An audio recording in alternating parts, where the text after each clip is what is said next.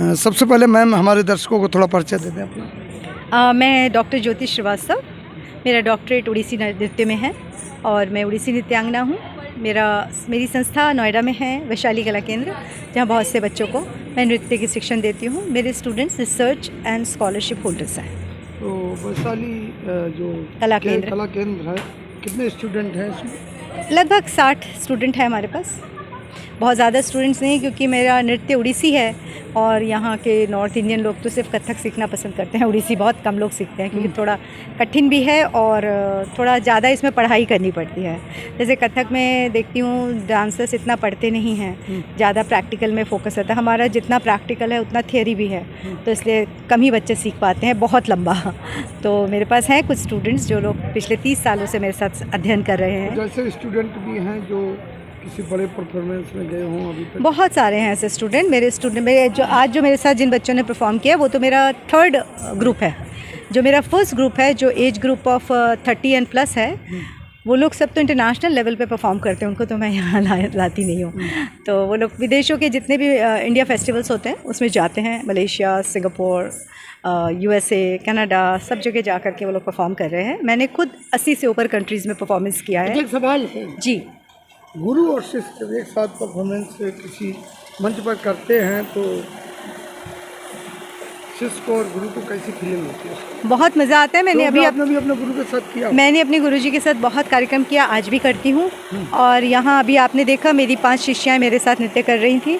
तो जब हम लोग एक साथ मंच पे होते हैं तो हमें बहुत अच्छा लगता है, क्योंकि उस वक्त ना हम गुरु हैं ना वो शिष्य हैं, हम सब एक हैं, एक प्राण होकर के डांस करते हैं। तो उसका मज़ा ही कुछ और है। इसलिए मैं हमेशा चाहती हूँ कि मैं अपने शिष्यों के साथ परफॉर्म करूँ। चूँकि आज गुरु शिष्य परंपरा की चर्चा सुबह से हो रही है, क्योंकि गुरु पूर्णिमा उत्सव का कार्यक्रम है, तो क्या कहेंगे गुरु शिष्य परंपरा के लिए? गुरु शिष्य परंपरा एक ऐसी परंपरा है जो सदियों से चली आ रही है, जिसका वर्णन हमें सबसे पहले नाट्यशास्त्र में मिलता है। नाट्यशास्त्र में गुरु परंपरा के बारे में कहा गया है कि उस इंसान के लिए नाट्यशास्त्र बेकार है जिसने गुरु परंपरा को फॉलो नहीं किया। तो इसलिए गुरु परंपरा तो हमारा कल्चर है, गुरु परंपरा हमारा धर्म है। और जब हम अपने गुरु के प्रति समर्पित रहते हैं तो ये बिल्कुल आजमाया हुआ है, मेरा एक्सपीरियंस है इसका, कि गुरु के आशीर्वाद के साथ कोई भी कठिन कार्य बड़े आराम से होता है, क्योंकि गुरु से ऊपर माँ बाप भी नहीं, गुरु सर्वोपरि होते हैं। जैसा कि कहा गया गुरु ब्रह्मा गुरु विष्णु। जी, बिल्कुल। गुरु बहुत, गुरु की बात, क्योंकि गुरु ही हमें अंधकार से उजाले की तरफ ले जाते हैं। वो खाली नृत्य का शिक्षण नहीं देते हैं, वो हमें जीने की कला सिखाते हैं, जीवन में आने वाले चैलेंजेस से लड़ना सिखाते हैं। हमें बेसिकली हमें जीना हमारे गुरु ही सिखाते हैं। लेकिन अगर सांस्कृतिक कार्यक्रमों के अलावा बाहर दुनियादारी में देखा जाए तो कहीं ना कहीं गुरु शिष्य परंपरा आलोप सी लग रही है, क्योंकि आजकल गुरु क्या है, गुरु जो है उनके अंदर वो साधना नहीं है, तो फिर शिष्य कैसे होंगे? गुरु पहले साधना करेगा तब तो शिष्य बनेंगे।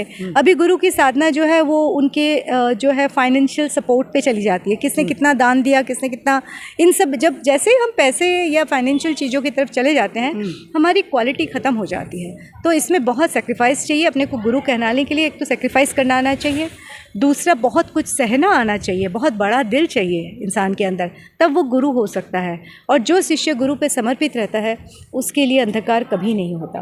अच्छा, एक सवाल और है कि आज न्यू जनरेशन को अगर देखते हैं तो वेस्टर्न की तरफ ज़्यादा भाग रहे हैं। देखिए, ये स्वाभाविक है। अगर घर में दाल चावल सब्जी बनती है, हम सब जानते हैं वो बहुत अच्छी होती है और वही हमें खाना चाहिए। लेकिन एक प्लेट में दाल चावल सब्जी है और दूसरे में आ गए गोलगप्पे, तो हम फट से चपकते हैं गोलगप्पों की तरफ। क्यों? जबकि गोलगप्पे तो गला ख़राब करेगा, पेट भी हो सकता है ख़राब करे, और अगर हाथ बिना धुलाए वो खिला रहा है तब तो जाने क्या क्या हो जाएगा। वो सब हम नहीं सोचते हैं, क्योंकि हम स्वाद के पीछे भागते हैं। तो ये तो प्रकृति का नियम है कि जो चीज़ ज़्यादा चटक है, ज़्यादा आसानी से अवेलेबल है, एकदम से गोलगप्पा क्या उठाया मुंह में डाल लिया।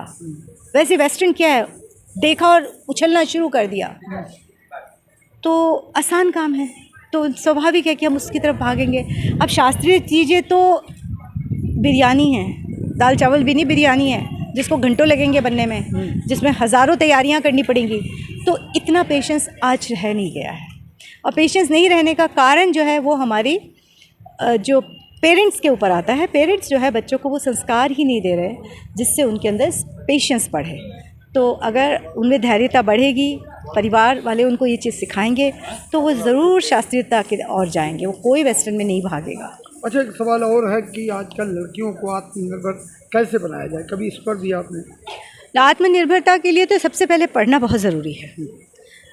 खूब पढ़ाई करें और कोई एक कला सीखें, क्योंकि कला सीख के हो सकता है आप पैसे ना कमा सकें, लेकिन कला सीख के आप जीवन को जीने की कला सीख जाते हैं। जब आप जीवन को जीने की कला सीख जाते हैं तो आपके बहुत से काम आसान हो जाते हैं और अपने जीवन को आप सुंदर ढंग से डिज़ाइन कर पाते हैं। जब आपका जीवन सुंदर ढंग से डिज़ाइन रहता है, आप नौकरी करें या ना करें, आप आत्मनिर्भर रहते हैं। आत्मनिर्भर का मतलब क्या है कि जो कुछ मैं करूं, मैं स्वयं से कर सकूं, मुझे किसी के आगे हाथ ना फैलाना पड़े। वो स्थिति आती नहीं है ऐसे लोगों में जो कला सीखते हैं। क्या संदेश देंगे?